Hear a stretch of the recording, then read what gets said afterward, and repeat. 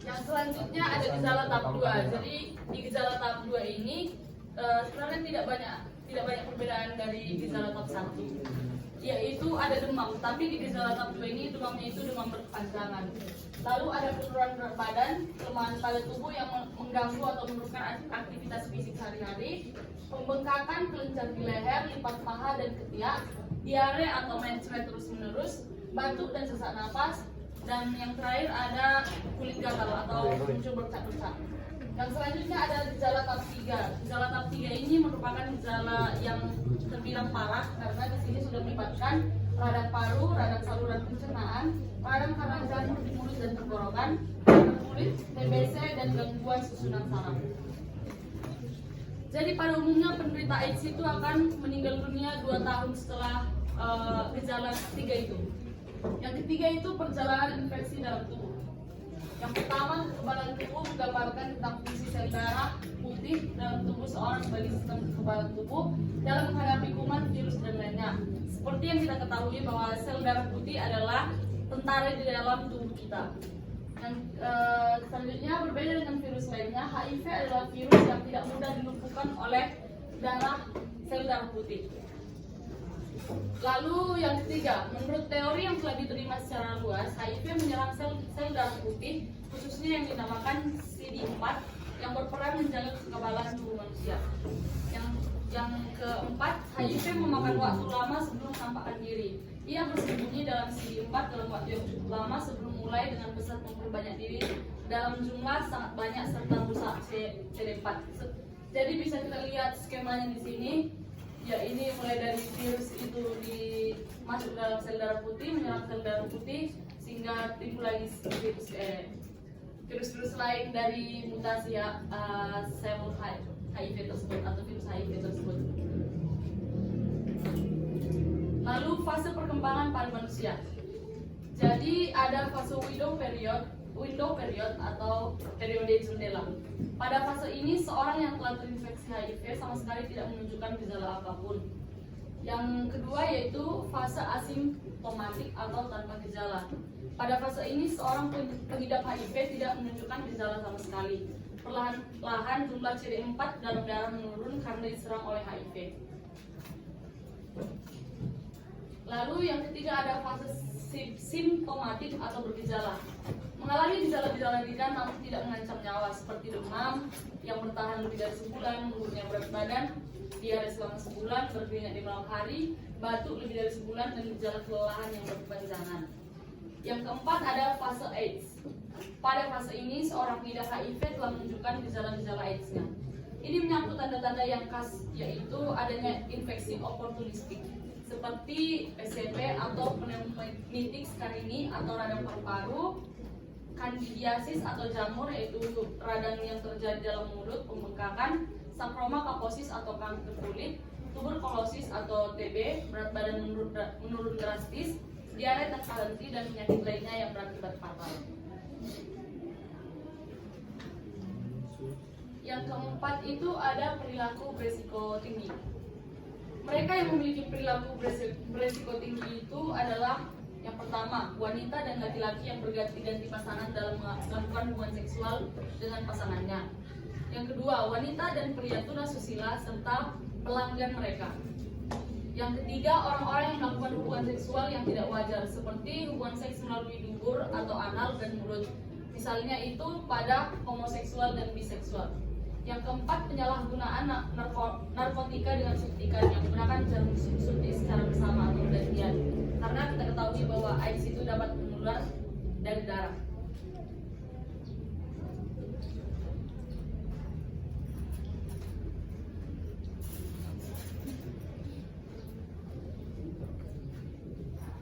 Baik, selanjutnya yang kelima, hal-hal yang tidak menularkan HIV. Jadi HIV ini tidak dapat ditularkan melalui kontak sosial sehari-hari. Jadi yang pertama itu bersenggolan dengan pengidap HIV, yang kedua berjabat tangan, dan yang ketiga penderita AIDS bersin atau batuk-batuk di depan kita, yang keempat sama-sama berenang di kolam berenang, yang kelima menggunakan WC yang sama dengan pengidap HIV. Jadi yang keenam, yang ketujuh melalui gigitan nyamuk dan serangga lainnya. Jadi yang ketujuh ini kalau kita melakukannya ini tidak sama sekali tertular atau tidak bisa sakit penyakit itu bisa tertular melalui kontak fisik sehari-hari atau bersosialisasi pada orang lain tiap harinya. Baik, yang ini yaitu pencegahan penyakit HIV atau AIDS. Jadi sampai saat ini belum ada obat untuk menyembuhkan maupun vaksin untuk mencegah penyakit ini. Tapi ada upaya-upaya pencegahan yang harus dikaitkan dengan bagaimana penularan AIDS dapat terjadi. Di antaranya sebagai berikut. Jadi trik pencegahannya atau cara pencegahannya itu yang pertama pencegahan penularan melalui hubungan seksual. Caranya ini yang bisa kita lakukan yaitu tidak melakukan hubungan seksual sebelum menikah. Yang kedua itu bila telah menikah hanya mengadakan hubungan seksual dengan pasangan sendiri atau yang bersuami istri masing-masing. Yang ketiga, bila salah satu pasangan sudah terinfeksi HIV, maka dalam melakukan hubungan seksual harus menggunakan alat pelindung penis atau bisa kita sebut dengan kondom secara benar dan konsisten, atau istilah ABCD dengan abstinency, beautiful, kondom atau education. Yang keempat, mempertebal iman dan takwa agar tidak terjerumus ke dalam hubungan seksual di luar nikah. Dan yang kedua itu trik pencegahan dari HIV ini yaitu penularan melalui darah, yang yaitu dengan cara transfusi darah. Yang kedua, penggunaan produk darah dan plasma. Dan yang ketiga, penggunaan alat suntik dan alat lain yang dapat melalui kulit. Jadi kita tidak boleh menggunakan yang ketiga ini dengan lebih dari 2 kali, harus dengan sekali biar tidak ada yang digunakan orang lain digunakan juga sama kita.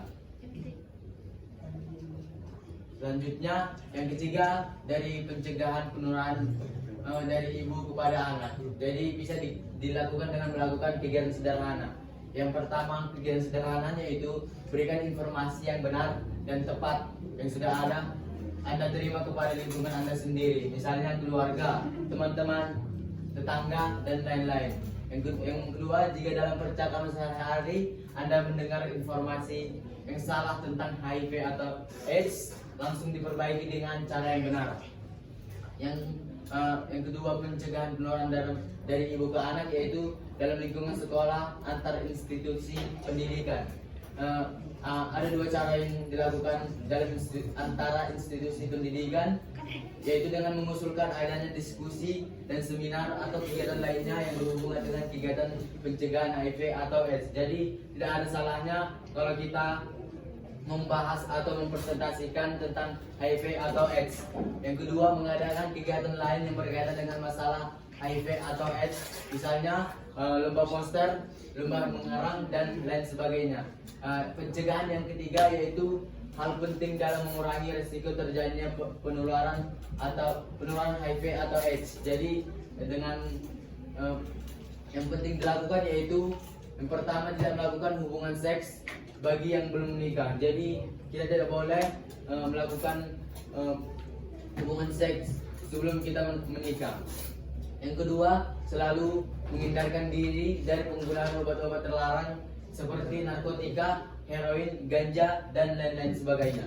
Yang ketiga, menjauhkan diri dari minuman yang bisa memabukkan kita, yang menyebabkan kita bisa melakukan pergaulan bebas atau hubungan seksual kepada orang lain sebelum kita menikah. Yang keempat, sebaiknya tidak menggunakan alat-alat seperti alat suntik, alat tindik, alat tato, pisau cukur, atau sikat gigi bersama orang lain. Jadi bisa saja kita menggunakannya, tetapi sekali tidak boleh orang menggunakan yang bekas kita atau orang lain kita gunakan yang bersama dengan kita.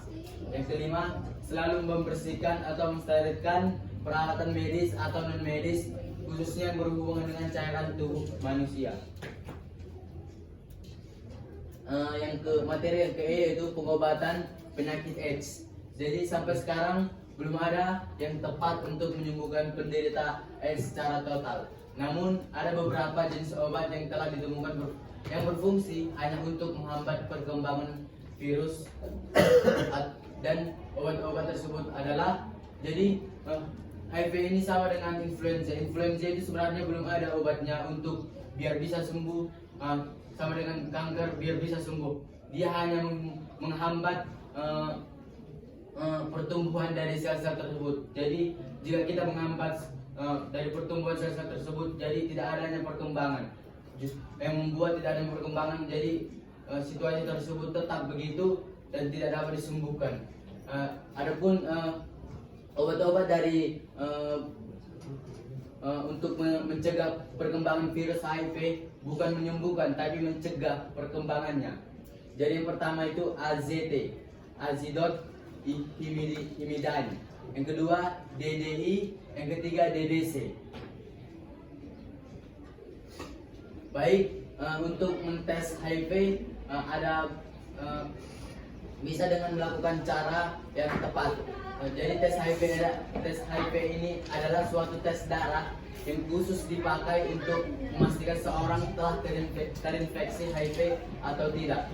Terjadinya infeksi HIV ini dapat dideteksi dengan mengetes adanya zat anti atau disebut antibodi terhadap HIV di dalam darah seseorang. Jadi bisa kita lihat pada tes-tes untuk COVID atau coronavirus.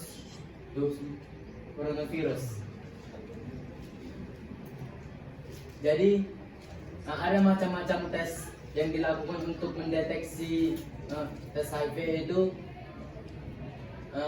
yaitu yang pertama yaitu mempunyai perilaku. Jadi ada macam-macam tes untuk mendeteksi infeksi, tapi sebaiknya kita bisa melakukannya yaitu dengan mempunyai perilaku berisiko tinggi. Yang kedua, pernah menjalani transfusi darah beberapa tahun yang lalu.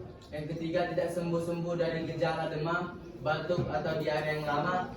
Yang keempat, mengalami penurunan berat badan yang banyak tanpa sebab-sebab yang lain, sebab yang jelas.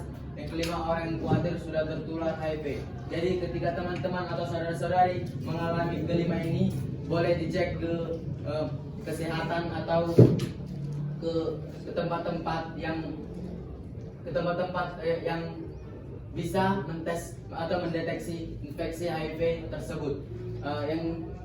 Yang kedua itu hasil dari tes HIV.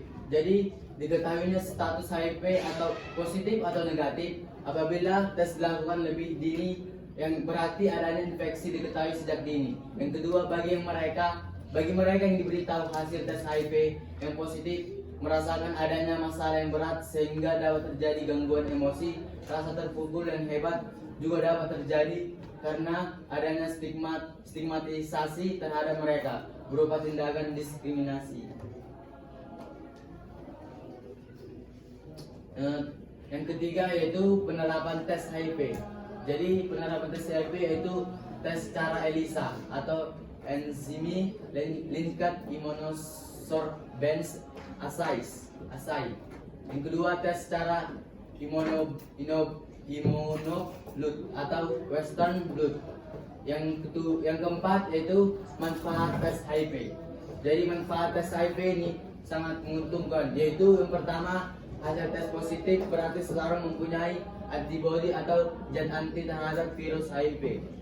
Dengan demikian ia tentu telah terinfeksi HIV. Yang kedua, bila hasil negatif maka untuk memastikan tes diulang lagi setelah 3 sampai 6 bulan sekali. Jadi persyaratan yang harus atau yang perlu untuk mentes HIV, yang pertama harus dilaksanakan dengan sukarela. Jadi tidak boleh ada paksaan oleh pihak apapun. Jika memang ciri-ciri tes HIV belum masih bisa dilihat dari orang lain atau dari bidang kesehatan yang lain. Yang kedua, seseorang yang akan dites harus diberikan informasi yang lengkap dan benar mengenai tes HIV. Sesudah memahami benar-benar mengenai tes, maka harus memberikan persetujuan tertulis dan informed consent. Jadi tidak boleh asal-asalan asal tes atau karena mendengar orang lain ingin ngetes HIV, jadi kita juga ikut-ikutan untuk tes HIV karena kita juga mungkin mengalami ciri-ciri tersebut, tetapi kita harus mendalami penyakit atau ciri-ciri tes HIV tersebut. Yang keempat yaitu hasil tes harus dirahasiakan.